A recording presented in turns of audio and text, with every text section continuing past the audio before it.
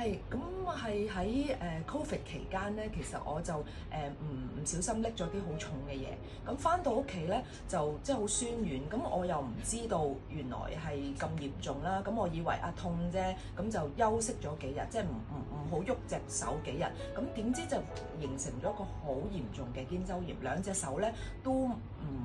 提唔起嘅，直情係咁着衫啦都有困難，同埋夜晚咧係好痛，瞓覺嗰陣時候咧係即係佢係掹緊住，咁我就好痛，連即係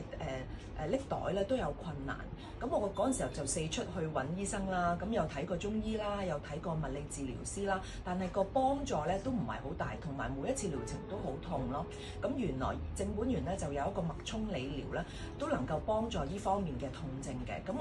我記得我係做一次咧，第一次咧已經係即係衝開咗一啲黏連嘅部位，咁嗰次係好痛嘅，但係咧就一次就已經可能即係差唔多好翻即係60%到咯。咁之後就再做一啲治療啦，就再去幫助啦。咁我就喺4個月內就已經好翻晒咯。咁同埋而家係冇復發嘅。我以前都幾 flexible，即係可以咬即係lock 啊嗰啲，咁而家都可以做得翻咯，係咯。